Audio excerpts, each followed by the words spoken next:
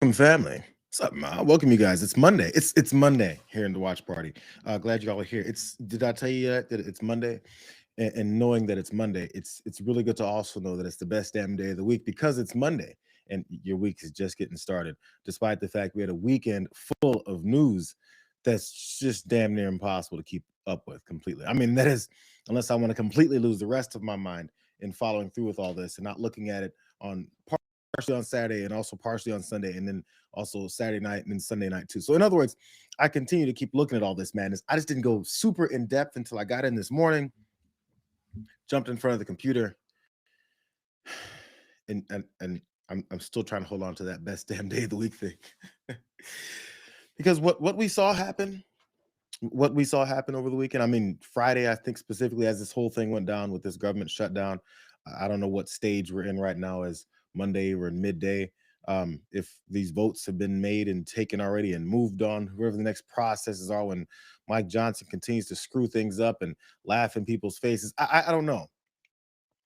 But I'm gonna go through the issues with this Democratic Party and why Mike Johnson enjoys the leadership of this Democratic Party because he gets what he wants, and so does Donald Trump. So don't listen to Democratic leadership anymore.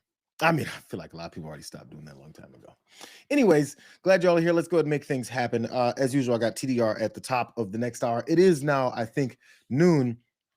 So those of you that are actually on time and not these early folks who hang out all early and say good morning to each other, they're all nice and stuff. Now the party can begin. Let's get things started here. I think you guys maybe have understood what happened. If you didn't, this is where things were. This is where things were kind of dangling around before the Democrats stepped in and helped out Republicans.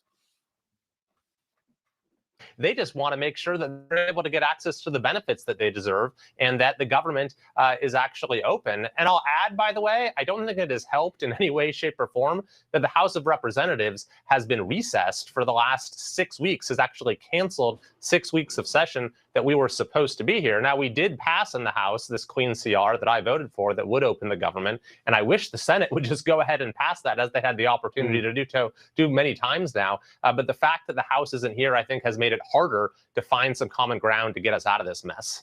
So you would ask Speaker Johnson to recall the House?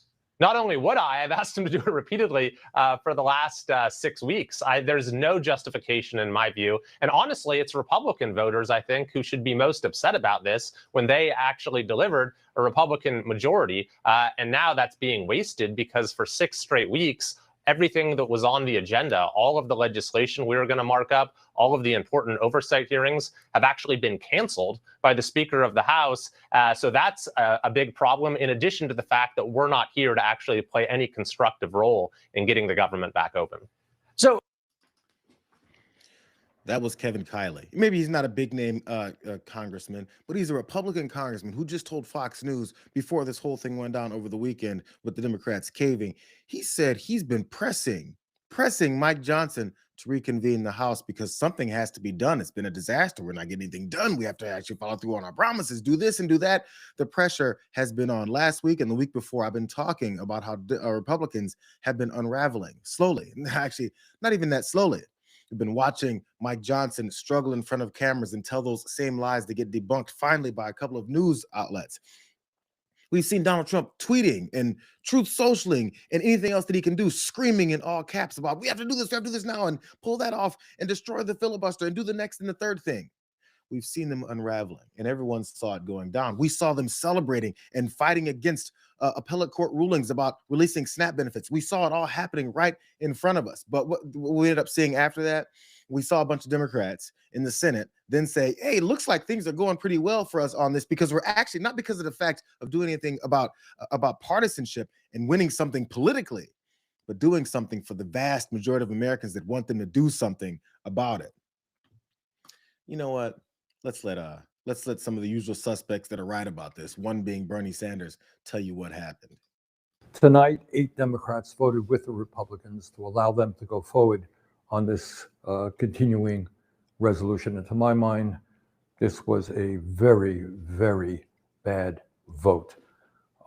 What it does, first of all, is it raises healthcare premiums for over 20 million Americans by doubling, and in some cases tripling or quadrupling. People can't afford that when we're already paying the highest prices in the world for healthcare. Number two, it paves the way for 15 million people to be thrown off of Medicaid in the Affordable Care Act. Studies show that will mean that some 50,000 Americans will die every year unnecessarily. And all of that was done to give $1 trillion in tax breaks to the 1%. As everybody knows, just on Tuesday, we had an election all over this country. And what the election showed is that the American people want us to stand up to Trumpism, to his war against working class people, to his authoritarianism. That is what the American people wanted. But tonight, that is not what happened. So we've got to go forward, do the best that we can to try to protect working class people, to make sure that the United States not only does not throw people off of health care, but ends the absurdity of being the only major country on earth that doesn't guarantee health care to all people. We got a lot of work to do. But to be honest with you, tonight was not a good night. Thank you. So Bernie Sanders is left talking about how they're going to try and do more for the American people that are going to be in these situations that they're finding themselves in. All those things that Democrats were preaching, talking about, winning the debates over, and it didn't even have to do any convincing. When this administration, this party, this MAGA party is this bad, they've made the case for you. The American people are looking at their reality and going, this guy sucks. Everything sucks here. Prices are up. We're about to have our health insurance skyrocket. But their answer is always, nothing. We don't want to give you anything. In fact, we don't want to give you what you deserve. I hate the terminology of Americans are getting something. Americans have paid for things that they're just not getting. This is a raw ass deal. You know what? Here's more from Bernie Sanders. I don't play a lot of Bernie Sanders, but I feel like it's so much common sense. People must really see this. But considering the rest of his party doesn't see it, let's let him explain more. This is right before they voted on it when he saw where this was going. I think it is important that the American people fully understand what is being voted on today. Everybody in America knows that our current healthcare system is broken. It is dysfunctional. It is cruel. It is by far the most expensive healthcare system in the world, and the only healthcare system of any major country that does not guarantee healthcare to all people as a human right, covering every man, woman, and child. We are unique in that respect. And yet tonight, what this Senate is about to do is make a horrific situation even worse. So let's be clear what this vote is about.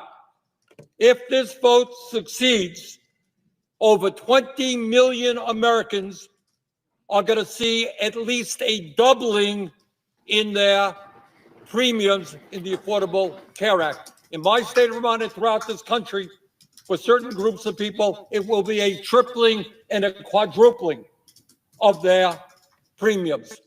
There are people who will now be paying 50% of their limited incomes for health care.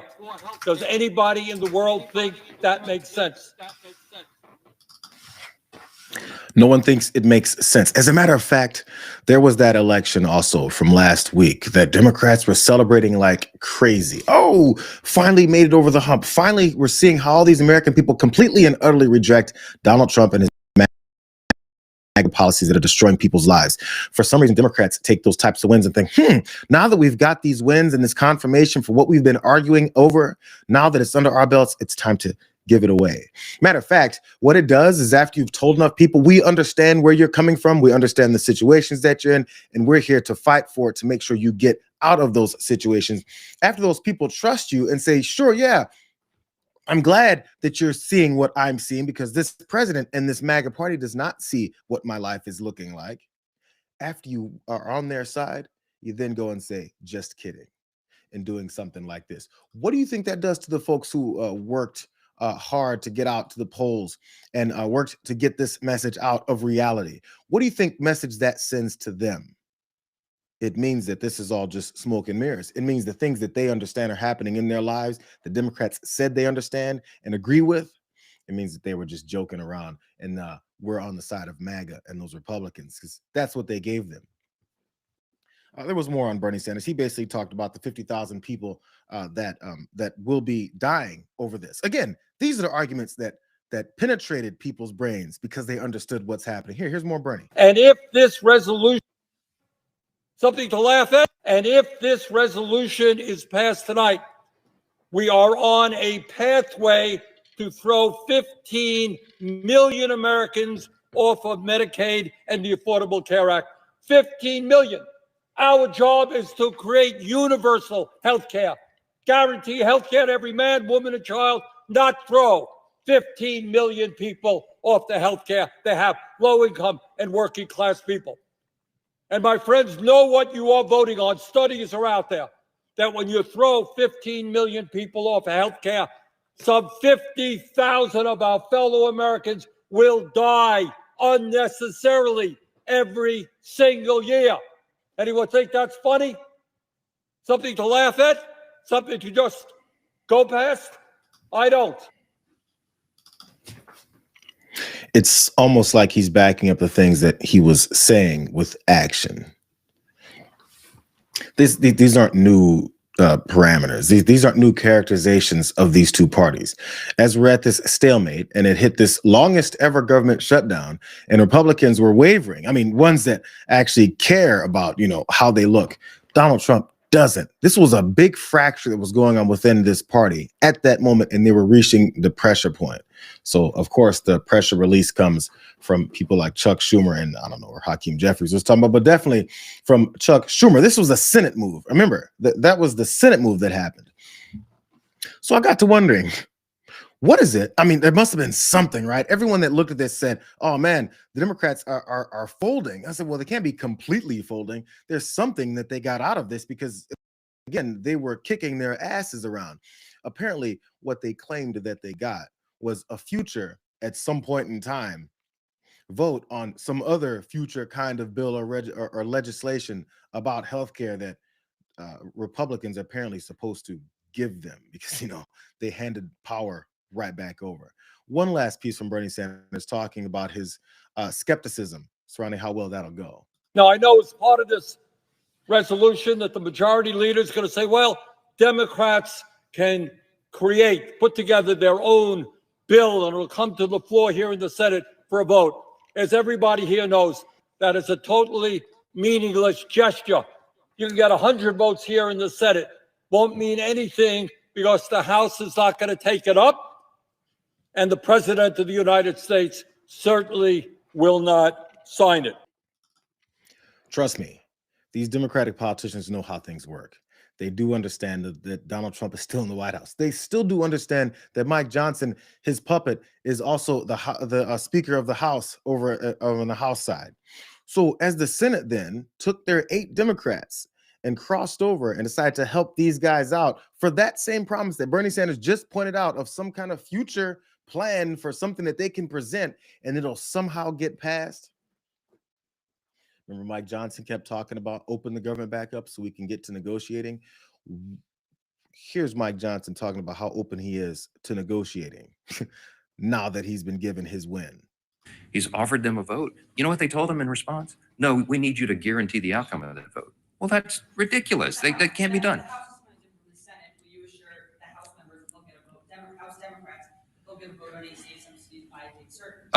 No, because we did our job and I'm not part of the negotiation. The House did its job on September 19th. I'm not promising anybody anything. I'm going to let this process play out. I'll tell you what they wanted.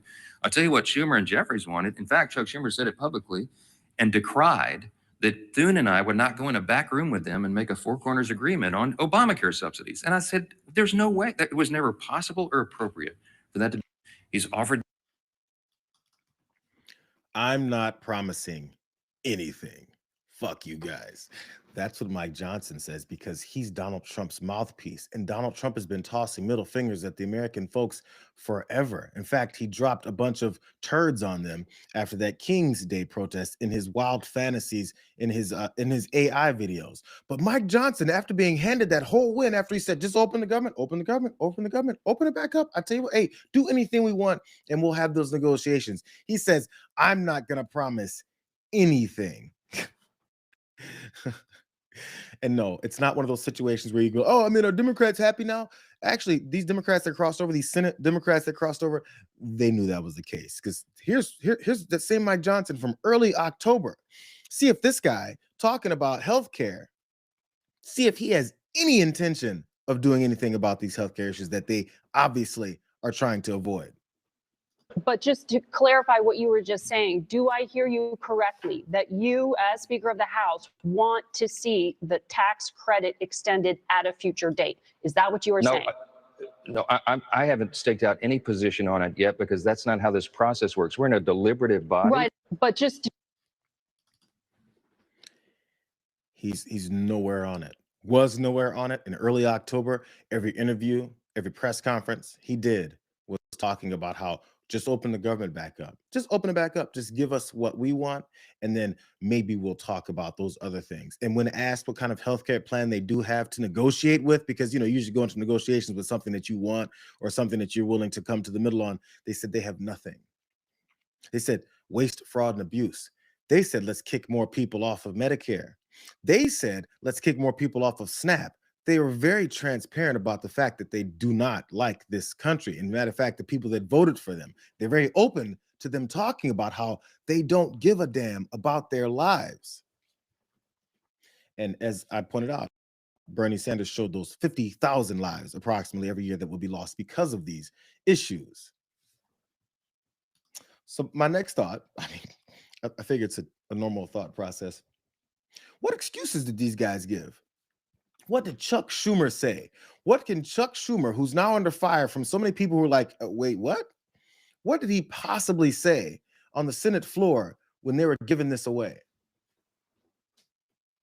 We asked President Trump to step in and meet with us to deliver lower health care for Americans, and instead, Donald Trump has taken the American people hostage, from cutting off food aid to hungry families and vets and seniors and kids, to manufacturing flight cancellations, to cutting off home heating aid, while he builds a billion-dollar ballroom with gold-plated toilets. Therefore, I must vote no. This healthcare crisis is so severe, so urgent, so devastating for families back home that I cannot in good faith support this CR that fails to address the healthcare crisis. We ask President. You see Chuck Schumer perform there? You see him change his tone of voice when he went to the no line? Therefore, I'm voting no. I'm going to pull up my sleeves and I'm going to pound the desk like a fake ass politician would do. Chuck Schumer is upset that he and his party in the Senate, who he leads, that they did what he didn't want to do, and he voted no on this because this healthcare crisis is way too big for us to continue to allow happen the way it's going to go down. Healthcare prices are going to skyrocket. People are going to die. We've made this case. Therefore, I'm pissed. Do you think he went and talked to those 8 senators that went the other way and made sure this went the MAGA way? You think he pounded a couple desks and told them how upset he is and how he can't believe that they sold out the American people to these to this idea of them losing healthcare access? Do you think he did that? Jake Sherman pointed out what he actually was doing here in case he didn't see it coming yet. So someone else pointed out that Schumer comes out of the Democratic meeting saying he'll vote no, which he said he did there in that video. Jake Sherman points out the obvious. This was always the way it was going to end. Schumer keeping his hands clean while the rank and file votes yes. And if you think they just defied Chuck Schumer all of a sudden, these 8 guys and women defied Chuck Schumer, and now he doesn't know how he got these folks turned on him like this, that look is even worse. So now you're telling me, after the Democratic Party made this full-on reality-based argument for the reasons why they wanted to negotiate for things like these ACA extensions, why suddenly these folks turned on him? He looks really bad and weak. He doesn't look like a very effectual leader, does he?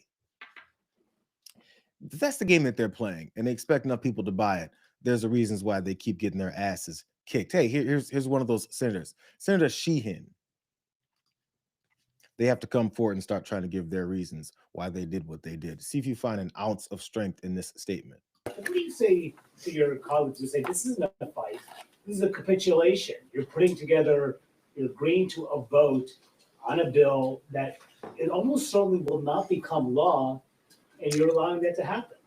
Well, first of all, there was, as long as the government shut down, the clear statement from Senator Thune and the Republican majority, and they control the Senate, the House, the White House, was we will not talk about health care with you. So there was no vote that we were going to get on the Affordable Care Act, premium tax credits. We have a guaranteed vote by a guaranteed date on a bill that we will write. Not that the Republicans will write, although I do think it's important for us to engage with them because we need a bipartisan bill that we know is going to get enacted to provide the relief that Americans need. And I think there's a commitment on the part of many of our colleagues to do that. But there's no guarantee this will become law. There was never a guarantee that it would become law. Weakness on top of weakness. Hey, yo, we folded because the Republicans said we hate this country, and all the people that are understanding how much we hate this country and how many folks would die and their healthcare costs would skyrocket. We don't care. So apparently Senator Sheehan said, yeah, okay, makes sense. We'll get on board with that too. You're going to give us an opportunity to write something else? Okay, you're going to promise that we get to present it for you? And then after you promise that we present our plan in front of you, then afterwards, you're going to give us a couple more middle fingers, right? Because we've already had these discussions. They already said, hell no to people having healthcare. They've been saying it for decades, bro. What makes you think some kind of bipartisan plan between them, this upcoming plan from Democrats, and a bipartisan group of Republicans who've all said, that's not what we want, bro? What makes you think they're going to come together on this now when they've got all the levers of control right back in their hands? What is the bargaining tool? What's going to convince them of doing it? What's going to force them that way? You know what could have forced them in the smallest way? Like even that 1 year of an extension that Democrats were proposing that, again, Republicans said, hell no. What would convince them is being pressured by the vast majority of Americans who said, you guys suck at this. We're voting you the fuck out. So, you know, that sign came. Hey, you know, Sheehan was talking about bipartisanship in this bill. This is what Donald Trump thinks of bipartisanship. Is there any room for bipartisanship? Because it seems like that's the main purpose of the filibuster, is to create some sort of compromise. So well, it didn't work, obviously. So you're right. That was the purpose of the filibuster, bipartisanship, but that didn't work. So are you saying the next 3 years in Washington there shouldn't be? Well, no. If the filibuster is terminated, we will have the most productive 3 years in the history of our country. If the filibuster is not terminated, then we will be in a slog with the Democrats, and very little for either party will be done. So it's a good thing. Thank you. He says bipartisanship doesn't work. Do you think the MAGA Republican Party is going to defy him and suddenly take part in all kind of this bipartisan kumbaya bill making? Do you really think that? She doesn't think that. If she thinks that, she hasn't been paying any attention. If she thinks that, she's underqualified for this position. She doesn't know what she's doing. If she thinks the guy who just said bipartisanship doesn't work, and by the way, after you went his way and didn't even need to break the filibuster like he kept vowing that they need to do, after you do that, he then said, yo, let's still take down that filibuster because we can't have more of these slogs with Democrats for the rest of the time that I'm in power. Which, by the way, his plan is to not leave power. You know, good thing he's old as fuck.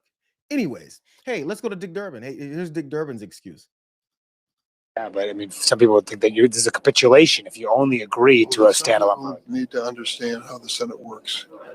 We brought this issue as a major national issue from zero to a major factor, I think, in the last election. Yeah, but I mean,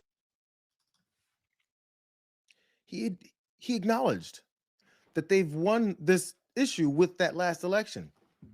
The only victory Dick Durbin cares about is bringing this issue from a 0 to how big it is now, 0 to 100 on how big people understand what the issue is. And then once they understand how big the issue is, then you go, yeah, we're not fighting for that. Doesn't that make you a loser? Doesn't that make you somebody that we shouldn't support? Doesn't that make you somebody that actually agrees with the people that we dislike? It's weird. You've worked that hard to get that leverage because that's the truth, and you abandon it. Igor Bobak says, I just asked Senator King what changed in the Democratic caucus on the ACA now, since Thune had offered them a vote weeks earlier. He said, I think the length of the shutdown is what changed. The question was, as the shutdown progresses, is a solution on the ACA becoming any more likely? It appears not. Senator Angus King said, it's just been going on so long, and the Republicans keep saying they want to screw over Americans. So our solution to Republicans saying they want to screw over Americans, and Americans that were looking to get screwed over said no and voted against them, the solution after that is let's go their way. Hey, Donald Trump lost the 2020 presidential election. Do you remember him? Do you remember? Let's go to January 6th. Do you guys remember on January 6th? Do you guys remember Donald Trump then saying, yo, it looks like the Democrats won, and specifically Joe Biden. Therefore, Joe Biden is right on all this, and we just have to go in that direction because that's what they promised the American people, and it's obvious that the American people went his way. I have nothing else to say. I've been defeated. Do you guys remember him doing that? I do remember a bunch of Democrats, after winning sweeping elections across the country, now saying, oh, I think we have to go to the right because everyone in the country told us going to the right is what they don't want. Lucky for us, Ro Khanna, representative, Democratic representative in the House, he sees it too, and he's saying what we're all thinking. Senator Schumer is no longer effective and should be replaced. If you can't lead the fight to stop healthcare premiums from skyrocketing for Americans, what will you fight for? Good thought there, Ro.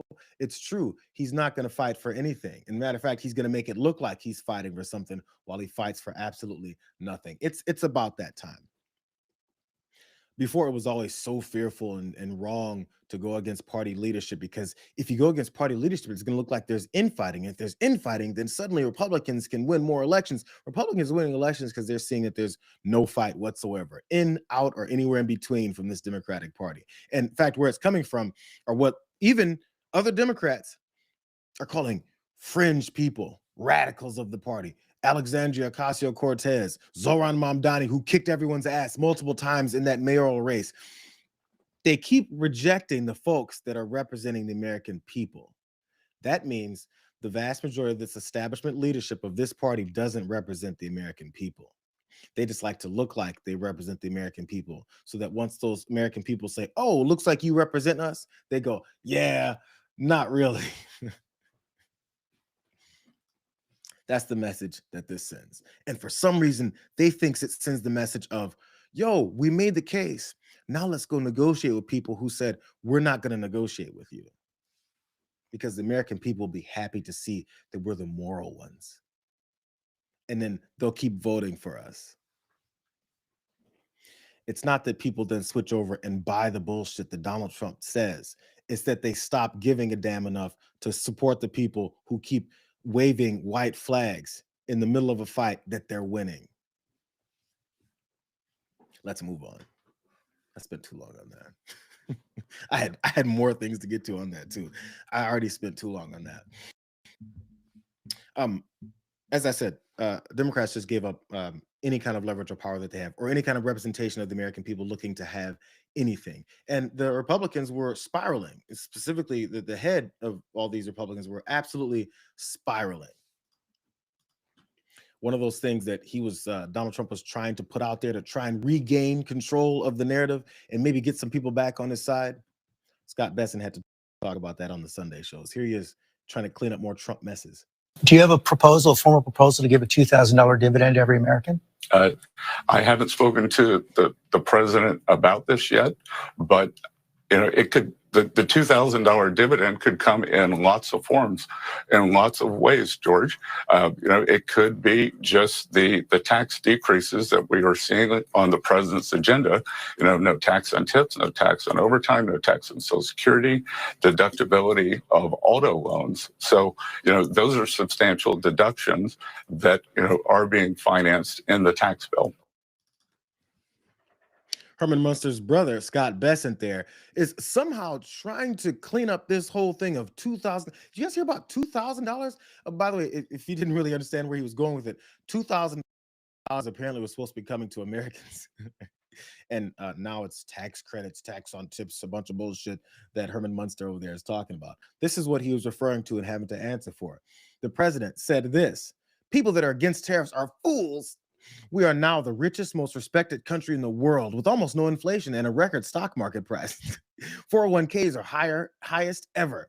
We are raking in trillions of dollars and will soon begin paying down our enormous debt. Soon. In fact, $37 trillion, he says. Record investment in the USA. Plants and factories going up all over the place. A dividend of at least $2,000 a person, not including high-income people, will be paid to everyone. So Donald Trump is promising $2,000 to everyone. I mean, not higher earning people. Where higher earning income people goes, where he's making these declarations, who knows? Who cares? It's coming out of his ass. He's just posting things to try and make himself look good, and he still thinks people are buying it. The problem is the only people buying it are those 8 senators that voted his way to end this government shutdown and give them everything that they want. Those are the 8 people in the country who are buying his bullshit. But Scott Bessent was trying to clean it up. Here's a Republican strategist who's against all the things going on with MAGA. She's breaking down further how ridiculous that post was. So, Susan, is this more of an effort to, hand Americans checks with Donald Trump's signature at the bottom of them? And is that even enough anymore? Well, that's exactly what he wants to do, is say, look what Donald Trump, just me, not the government, just me, is giving you, American public, a nice $2,000 check. Similar to, by the way, what we saw under COVID. That we did see those checks go out. So it's not the first time it's been discussed, and it's doubtful, however, it will be implemented. I don't see Republicans, especially in the House, going along with this. It just doesn't work for the financial controls that the House wants to have on big spending. It's just a way of him talking. Again, it's something for him to throw out there, because he knows that the issue of the expiring subsidies for the Affordable Care Act is coming and very soon, and it is having a negative effect on Republicans. It's pretty straightforward. He starts panicking. He starts making promises. How many promises has he actually lived up to that he keeps telling everyone he's giving away this and throwing that at them? Hey, I thought giveaways were this weird socialist Democrat thing where they just give people money and then these lazy ass people take it and they don't do anything for it. Now this sumbitch talking about $2,000 a person. Why is it they're suddenly accepting this? It's, they just have to try and clean it up and then say, no, he was actually joking, you guys. He didn't really mean it that way. So this is another ways that Scott Bessent was trying to do that. His main argument, though, seems to be that it's about taking in the revenue, and he also promised this morning a dividend of at least $2,000 a person, not including high-income people. How is he going to pay that dividend of $2,000 a person? It's not about taking in the revenue; it's about rebalancing. And the revenue occurs early on, and then as we rebalance and the jobs come home, then it becomes domestic tax revenue.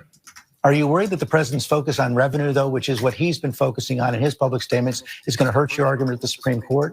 Not at all. It's completely consistent that the revenues come in at the beginning, then as we rebalance, which is the goal of this, bring back high-paid manufacturing jobs to the U.S., then it will then morph into domestic tax revenues.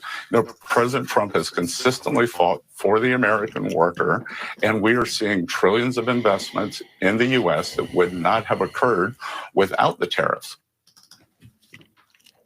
That's a lie, too. Again, like I said before, lies get dispelled Then they get trapped in a corner, act like it wasn't said, and go back and tell those lies again. That's been debunked hundreds of times. Oh, we're still talking about how the tariffs are bringing in all this money and all this manufacturing. Things are popping up everywhere. But again, that $2,000 is supposed to come from not from revenue and you're getting it. It's coming from rebalancing.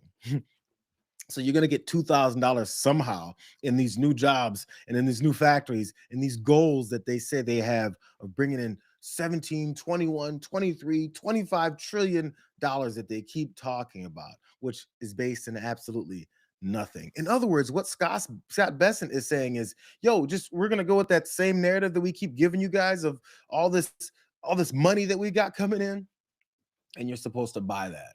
By the way, if they are giving everybody $2,000, that's chump change.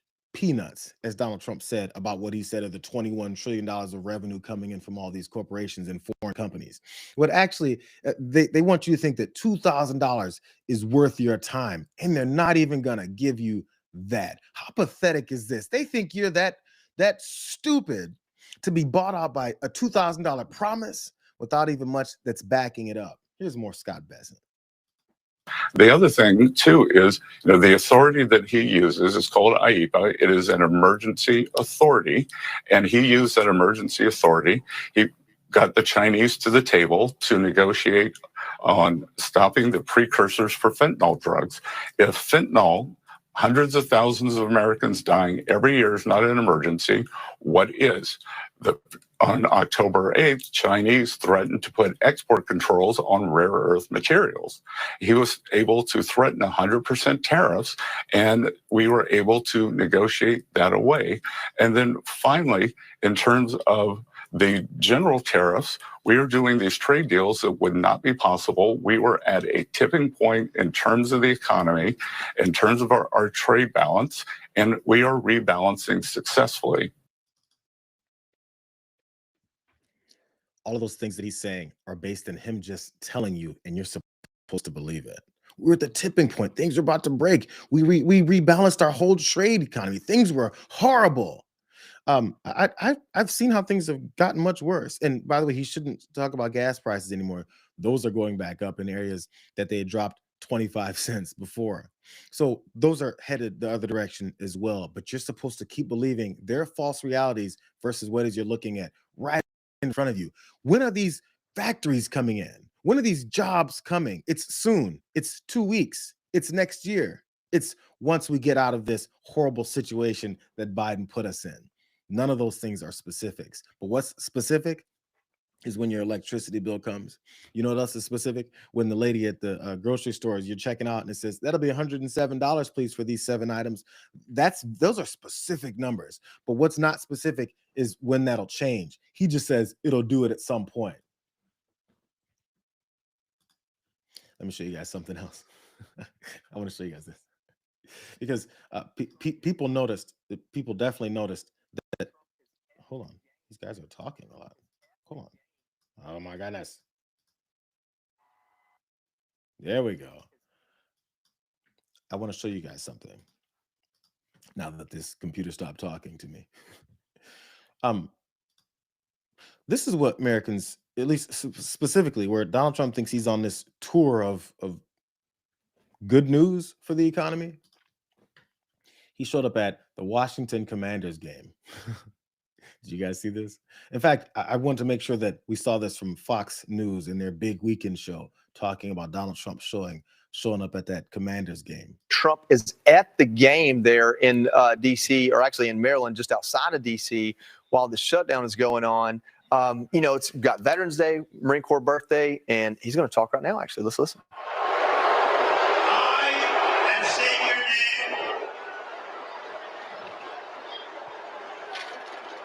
You solemnly swear that I will support and defend the Constitution of the United States against all enemies, foreign and domestic. I will bear true faith and allegiance to the same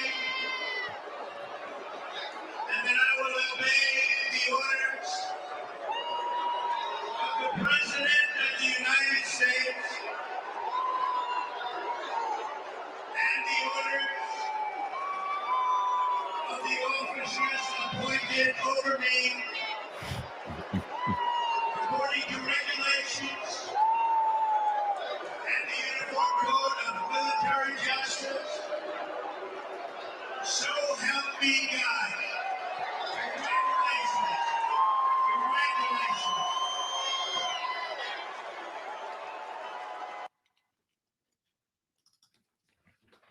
So help him God. Let me stop talking because these guys are booing the shit out of me.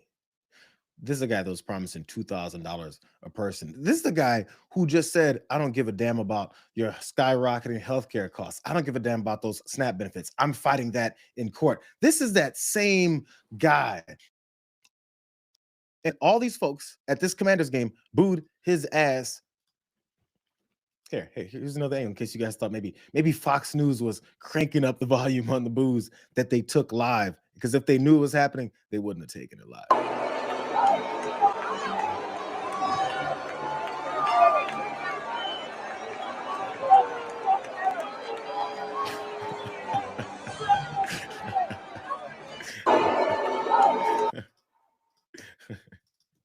It was once you hear the direct sound of the crowd, there's a couple more things than boo that they were saying, and there were a couple more fingers that they tossed up instead of just a thumbs up. So I thought maybe after that he'd be like, I have to bail on this place. They're booing the hell out of me. Nobody likes me. This could look really bad. Instead, this guy went up in the booth on Fox NFL Sunday in their booth during that game and got to saying the same things he always respects to combat, war, etc. And you kind of take some of the same strategies. Would love to hear your thoughts about where we are as a nation, how we're doing. Well, we're doing great, and recruitment is doing phenomenally. People have spirit. Our stock market hit an all-time high. Prices are coming down. We inherited a mess. Prices are coming way down. And I'll tell you, our country has over $17 trillion being invested in it, which is a record. So we're doing great. Respect. No, it's not. But as long as you go on Fox Football Sunday and have this guy stand up in the booth and talk to Jonathan Vilma and the play-by-play guy, I forgot his name, all will be forgotten. People will suddenly think different of their own realities. It's not going to work, despite the fact that Democrats folded on this. It's not going to work. It's impossible for it to work. People literally have to have a different experience for this to work. And people have already clued in on it. So now we're at the point where all those people that they're calling fringe and radicals are the only people that represent Americans now. So, of course, as people then go along with the only folks who are representing them, we're left with now going to be that fight of, look at all these radicals. We have to start attacking more people in the streets. We've already seen that building up. People booed his ass because he says ridiculous things about his policies. Here's one of those ridiculous things he's been saying about his policies and these tariffs and the costs of everything going up. Saying you're happy with what you came out of it. If I didn't have tariffs, we would right now, the entire world would be in a depression. Because, that wasn't a threat against us. That was a threat against the entire world. I did this for the world. But yeah, I would say that I can guarantee you this, if I didn't put 100% tariff immediately on China, the entire world, because of magnets, a special kind of rare earth, etc., right? Would be closed up. Without the benefit of tariffs, we would not. We had a very successful meeting with President Xi of China and others. And without tariffs, that would not have taken. Well, saying you're happy with what you came out of it. The whole world would be in a depression. The whole world. Donald Trump is saving the entire world by slapping tariffs on, the entire world. Hey, guess who he's attacking now? Because again, despite how much lies and propaganda he tells, the news is what it is. This is the next people he's blaming. He posted this. I've asked the DOJ to immediately begin an investigation into the meat packing companies who are driving up the price of beef through illicit collusion, price fixing, and price manipulation. We will always protect our American ranchers, and they are being blamed for what's being done by a majority of foreign-owned meat packers who artificially inflate prices and jeopardize the security of our nation's food supply. Pause for a second. He said the American ranchers are being blamed. Just 2 weeks ago, the American ranchers were being blamed by Donald Trump and his agricultural secretary. That's who was blaming American ranchers, because you guys are doing things the wrong way. We're frustrated with you just as much as you're frustrated with us. You see how he takes the people that he says he's backing up and makes them also his adversaries? Here's the rest of this stupid shit. Action must be taken immediately to protect consumers, combat illegal monopolies, and ensure these corporations are not criminally profiting at the expense of the American people. I'm asking the DOJ to act expeditiously. Please, bro, please. Another one. Here is another one. You know, because whenever one thing goes out, he thinks, if I say it twice, then maybe they'll really start buying the nonsense that I'm putting out there. He says, while cattle prices have dropped substantially, the price of boxed beef has gone up. Therefore, you know that something is fishy. Oh, you know, we're talking about beef and he said fish. We will get to the bottom of it very quickly. If there's criminality, those people responsible will pay a steep price. Who are those people? Where are the specifics? Who's the DOJ looking towards? The price of boxed beef. Which groups and corporations are controlling the price of boxed beef enough that it's partially the rancher's fault, but then it's not the rancher's fault. But then once I'm in trouble, I'm going to say it's everybody else's fault but mine. But you know, those tariffs, they saved us. Scott Bessent and Donald Trump said so you should believe him. Last story. I just wanted to show you guys where all of this weaving of nonsense keeps taking us right back to. It's not his fault, except everyone knows it is. Everyone knows it is. Let's move on. I saw this late Friday, and I really wished it had happened in the morning because I would have rather talked about it Friday. Did you guys see Pete Hegseth? He stood in front of a podium again. The gloves are further and further off. Our warfighters require the depth of capabilities to deter any aggression and, if necessary, decisively defeat any enemy that dares to challenge America. We're talking here about transformation, not toothless reform, and we're seeking it fast. Now, some will say that any effort to reform the Pentagon bureaucracy is punishment for real or perceived slights. We think that's nonsense. I'm not here to punish. We're here to liberate. I'm not here to reform, but to transform and empower. We mean to save the bureaucracy from itself. Because the chairman and I talk about this all the time. This is a 1939 moment, or hopefully a 1981 moment, a moment of mounting urgency. Enemies gather, threats grow, you feel it, I feel it. If we are going to prevent and avoid war, which is what we all want, we must prepare now. Our war. Isn't it weird how the people who always start wars keep talking about how they're about to be attacked? You know, people who start major wars and kill people indiscriminately and say that their lives don't matter are always the victims. And specifically there, as this Nazi, Pete Hegseth, talks about a 1939 moment, because, you know, we could be under attack. Our adversaries that he won't name right there, they're everywhere. You never know when they're going to strike. So therefore, we need to change up and make sure that our directives are different. Hey, do you guys remember what happened in 1939? Now that Pete Hegseth is talking about our 1939 moment? On the 1st of September 1939, German forces invaded Poland in a move that was to trigger the Second World War. During the night of the 31st of August, Nazi SS troops dressed themselves in Polish uniforms and staged an attack on the Gliwice radio tower in Upper Silesia. This false flag operation was part of a wider series of staged attacks on Germans and German property called Operation Himmler that was designed to make it appear as if Poland was exercising aggression against Germany. Just hours after the Gliwice incident, at 4:45 a.m. on the 1st of September, the first of approximately 1.5 million German troops launched their attack on Poland. This led to the encirclement of Polish forces, thanks to coordinated attacks from the north, south, and west. Pete Hegseth wants this to be America's 1939 moment. You know, that moment when Nazis there had a false flag attack so they could blame Poland for the reasons why they're attacking Poland. Keep that in mind. They blamed and faked an attack from Poland, dressed up in Polish gear, to make it look like they were the victims so that they could be somehow these aggressors that no one was buying that bullshit either. That's kind of why it started World War II. So here's more from the war fighter who's always the victim and wants his own Hitler moment. We're solving life and death problems for our warfighters. We're not building for peacetime. We are pivoting the Pentagon and our industrial base to a wartime footing. Building for victory should our adversaries FAFO.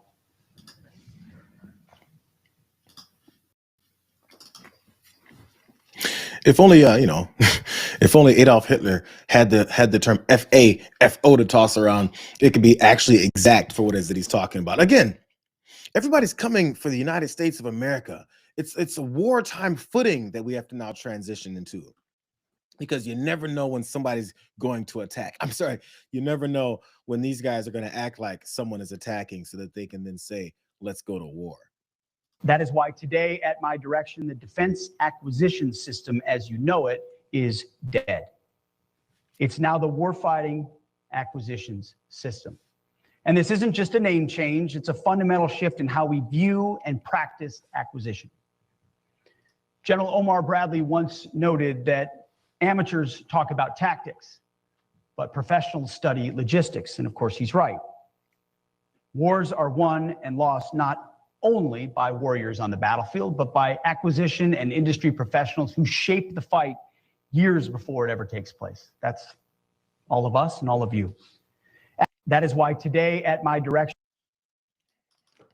So with their new positioning that they want to take as far as the war acquisitions a process they want to go into, it'll make them a little bit more lighter on their feet and a lot less transparent. Here's some details in case you guys don't know where this is all transitioning, because it starts with that glaring example when he's talking about our 1939 moment. But this is what he's doing.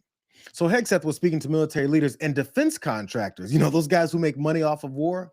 He was speaking to them in Washington and said, the objective is simple: transform the entire acquisition system to operate on a wartime footing to rapidly accelerate the fielding of capabilities and focus on results. That's Pete Hegseth's way of saying, let's get positions where we can do more, killing and running up into countries and invading them. So here's more.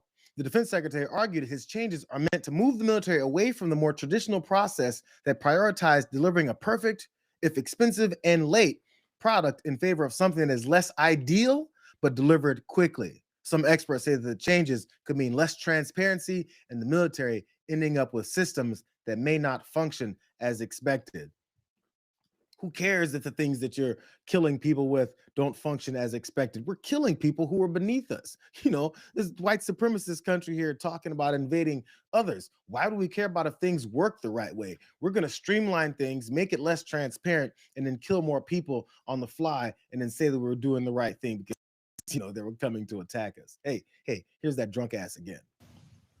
So to the men and women of this department, both military and civilian, who work on acquisition, and our industry partners, let me say this: you are not our enemies in this effort, but you are our allies. You are Obi-Wan Kenobi. You are our only hope. He's got more stupid ass references. Now the acquisitions folks are is only hope. You're Obi-Wan Kenobi. Hey, here's more reality. Todd Harrison is a defense budget and acquisition expert at the American Enterprise Institute. And he said that Hegseth's ideas represent a significant shift in how the military would buy arms. But he warned that if contractors aren't incentivized to check all the boxes for everything the military wants in a product, they may deliver something faster, but it may not do what you want it to do. Because everything around this Pentagon and around this White House, and specifically Pete Hegseth here, has been about inefficiency, destruction, and doing things the wrong way. Maybe they'll do it over a Signal app. Hey, here's the last piece of this. With the changes comes the possibility for greater fraud and abuse. Whereas many of these newer companies, we have very little visibility inside how the company works, who owns what, how they make decisions, it's all very opaque. So just like with these mass deportation policies, just like with everything else they do when they're taking our money and giving it to their buddies and their friends and corporations and companies and leaders of these companies that want to make more money off it and do very little in response or have any kind of responsibility for how they're doing their things, they're going to do it. And we're going to see less and less of accountability behind it. And that also leads back to what is that we saw a month or two ago when this same sorry sumbitch was talking about not letting people see what the Pentagon is doing, maybe because they're ready to give away our money to more people to kill folks with less accountability and less accuracy. We're setting clear rules at the Pentagon. We're not playing games. We're not allowing everybody to roam around the building. You know, that was the policy before, Peter. If you were a Pentagon reporter, you could just walk around the building. No badge, no escort, no nothing. Walk into offices, talk to anybody. Who knows where there's classified information. We're making the rules more like you might say the White House. Can you roam the White House wherever you want? Typically not without getting a Secret Service guy up in my grill. So we're just normalizing it. Yes, you can be in the press area, briefing room, but if you want to move around the building, you're going to have a badge. It's going to be clear. You're going to be escorted when you do so, and we have expectation that you're not soliciting classified or sensitive information. I think the American people see things like that as absolute common sense. The Pentagon press corps can squeal all they want. We're taking these things seriously. They can report. They just need to make sure they're following rules. Those rules that he wants them to follow are anything I give you is what you can report. You can't have other information. We're not going to let you know what's happening until we do it. And then when we do it, you're supposed to applaud and celebrate us for doing it and not ask us any questions. That's why he kicked out the vast majority of journalists and media from the Pentagon, because this is a fascist regime in the White House. Hey, here's Rick Scott saying, remember that whole 1939 moment? Remember that whole false flag? Here's Rick Scott tying all that together for where it is that we're going to look to invade. Under the previous administration, when we had the great Vice President Kamala Harris, I think she was the border czar, and she was dealing with all of the root causes in South and Central America, and of course led to the largest invasion of across our open border in history.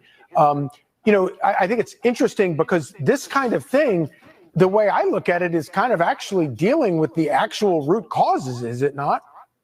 It is the root cause. People bringing drugs in our country by plane, by boat, by walking. And this president has got the guts to stop it. And he's going to stop Maduro. He's already revoked oil licenses that Biden allowed to keep going. He's said these drug cartels are foreign terrorist organizations. And now he's destroying these drug boats, and Maduro's next. And he's also raised the bounty for Maduro from $25 to $50 million. I actually have a bill to take it to $100 million. It's not American money; it's money we've confiscated from Maduro. Right. So this president has the guts to do the right thing. It's going to be good for America, all of Latin America.